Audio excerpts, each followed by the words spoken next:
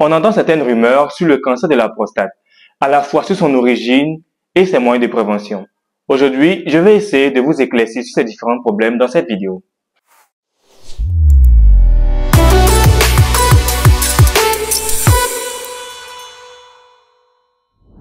Bonjour tout le monde, bienvenue dans cette nouvelle vidéo, bienvenue sur Bref Résumé de chez nous, votre chaîne santé où vous trouvez des sujets santé de toutes sortes.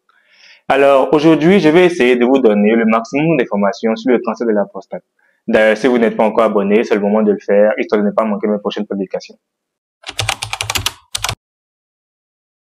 L'image que vous voyez représente l'appareil génital de l'homme où j'ai identifié juste 3 organes qui sont selon moi les plus importants pour comprendre ce chemin. Alors, en premier lieu, on a la prostate qui est une glande située sous la vessie et qui a pour rôle de produire un liquide qui va se mélanger au sperme qui provient bien sûr des testicules. En deuxième lieu, on a la vessie qui est un organe creux qui a pour rôle de collecter l'urine. Et enfin, on a le tuyau qui passe en quelque sorte au milieu de la prostate dans lequel passent l'urine et le sperme. Il y a certaines maladies qui peuvent toucher la prostate et dans cette vidéo, j'en ai choisi 3 qui correspondent aux plus fréquentes. S'il y a une infection, c'est la prostatite, ça donne de la fièvre et des douleurs à uriner en quelques heures.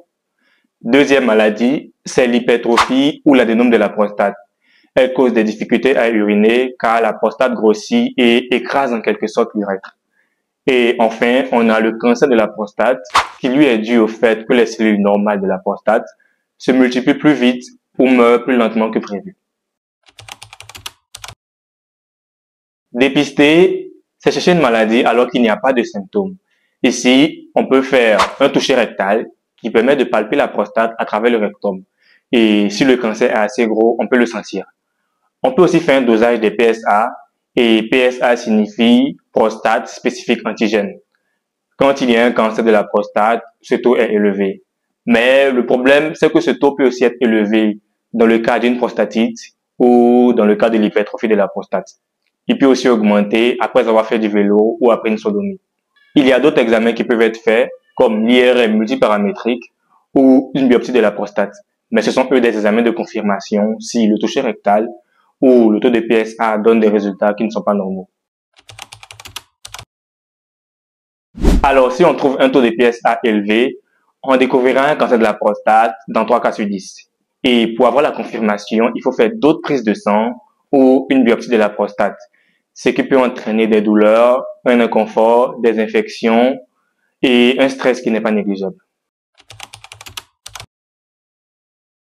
Alors, s'agissant des facteurs de risque, il y en a plusieurs où on peut citer l'âge, l'alimentation, les antécédents familiaux, les facteurs génétiques où on peut parler ici de certaines mutations génétiques héréditaires. Toujours dans les facteurs de risque, on a les facteurs hormonaux, l'exposition environnementale et les antécédents médicaux, comme par exemple une inflammation de la prostate ou les infections sexuellement transmissibles qui peuvent légèrement augmenter le risque de développer le cancer de la prostate. Bon, nous allons arrêter ici pour aujourd'hui. Et je vous attends dans les commentaires pour les éventuelles discussions. Surtout, n'oubliez pas, si cette vidéo vous a plu, de commenter, de partager, de me laisser aussi un pouce. Moi, ça me donne le courage de toujours vous partager des informations de bonne qualité. Allez, je vous dis à bientôt pour une nouvelle vidéo. C'est Bref Résumé de chez nous. Et jusque là, n'oubliez pas de prendre soin de vous.